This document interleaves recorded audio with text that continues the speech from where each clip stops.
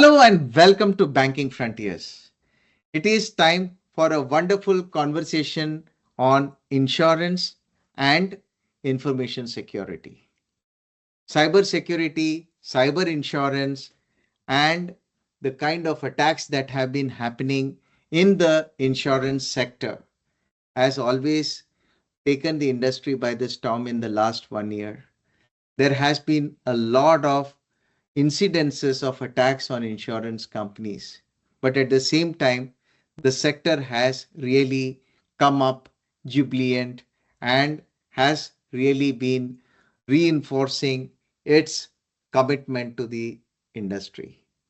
Joining me today in this conversation is a leader from Ageas Federal Insurance, and he is Joel Machado, who is the Information Security Head of Ageas Federal Life Insurance. Joel, welcome to Banking Frontiers. Thank you, Babu. Pleasure to be here. Thank you, Joel.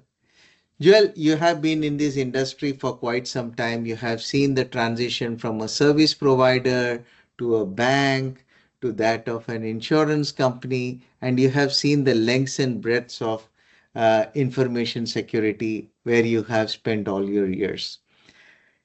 Understanding the trends of the industry, how do you see the industry moving towards in this age of AI, in this age of quantum computing, in this age of being also conventional financial services sector from the compliance perspective? What are some of the trends that you have been observing?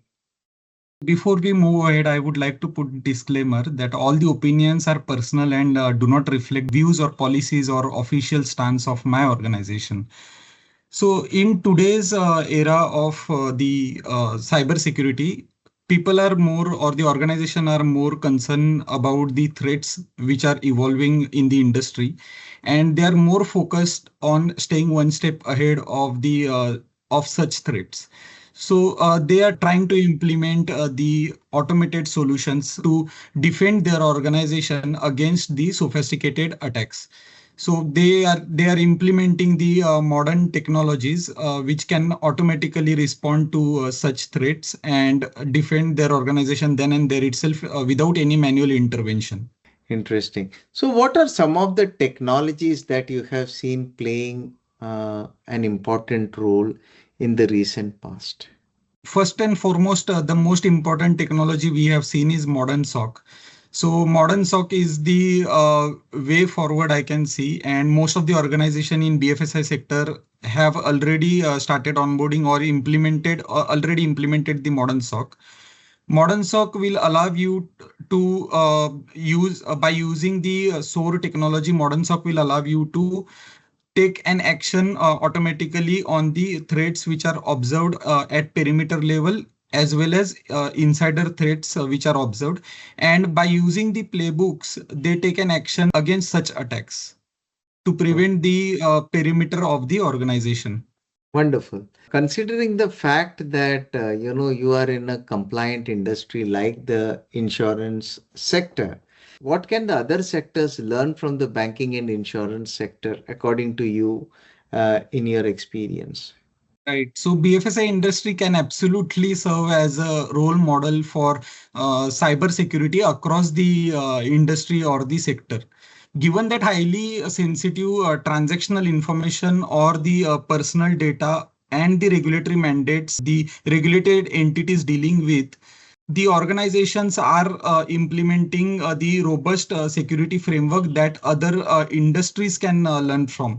So there are few pointers which I would like to highlight that first of all, the regulated entities are fortunate enough that they have a backing of the regulator and the various standards which they are following, such as ISO 27001, PCI DSS, etc., etc., which makes them improve their security framework or the posture of the organization. Apart from that, it is important that the incident response and resilience should be factored.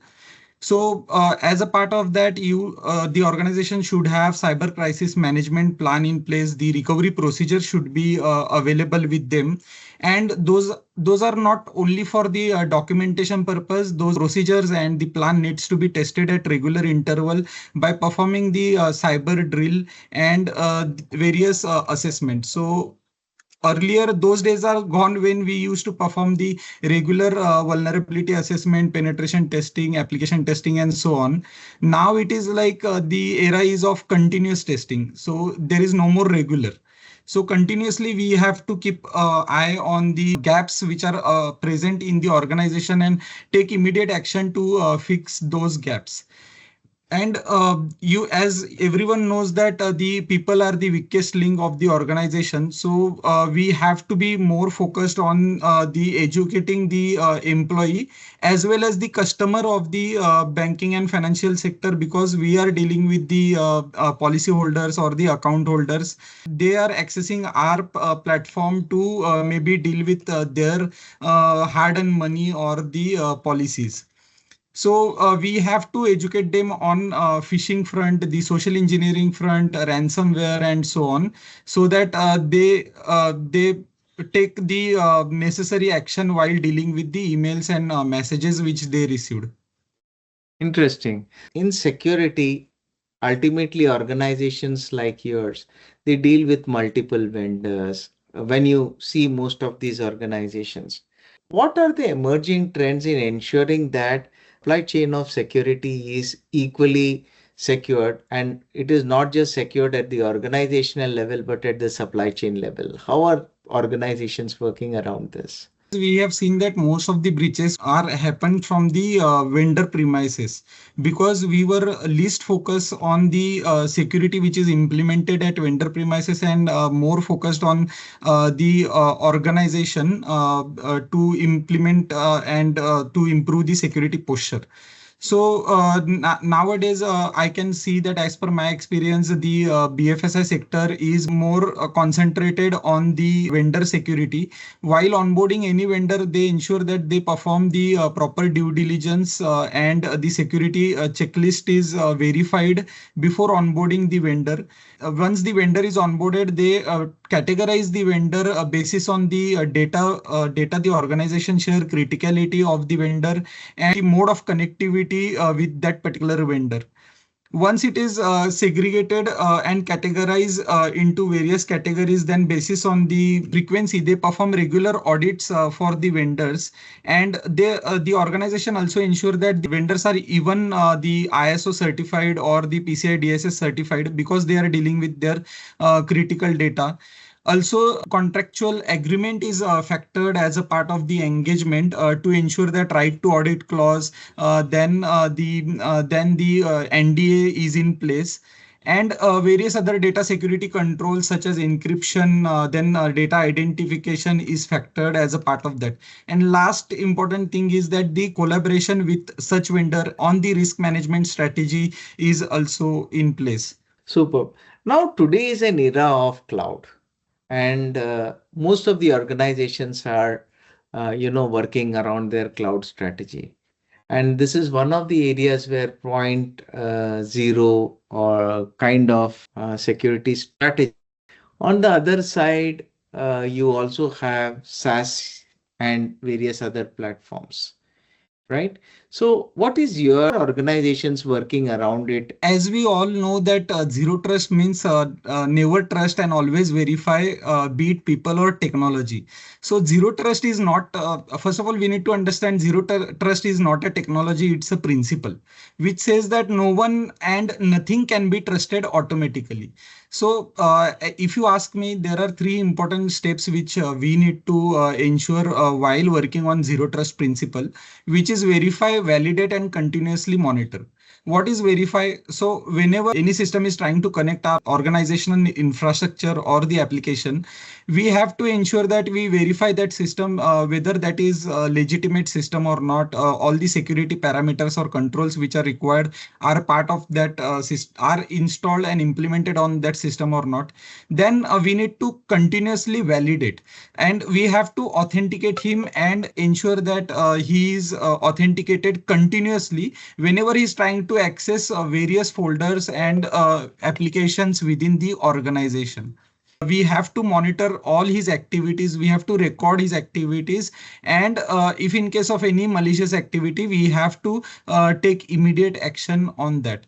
So there are few key benefits of the zero trust network, implementing zero trust network, such as the minimizing insider and external threats. So be it internal user or the external user, we have to ensure those three steps and approach, be it any user, and strong regulatory compliance. So zero trust will also help you to comply with the regulatory requirements. Then the improve incident response and risk management. So as a part of that, micro segmentation plays an important role. Whenever there is an incident or attack which is happening or observed in the organization, that time, with the help of micro segmentation under zero trust principle, you can ensure that the attack is limited to a specific infrastructure or the application. And then last thing is that enhance identity and access management. So as a part of that, multi-factor authentication, least privilege access, and behavior analysis, these are the few key benefits under zero trust principle. So, security as such is a consistently, shifting goalpost, and ultimately it is upon you to be consistently ready. And it is not just a periodic kind of strategy where it happens, a security audit or a security process happens over a period of time. Today, with AI, with quantum, with all these technologies coming into place, the goalposts are shifting consistently and it is coming nearer and nearer. So it is always interesting to learn from experts like you. Thank you so much, Joel, for all this wonderful conversation, and we look forward to more conversations with you. Thank you, Babu, for giving this opportunity to me.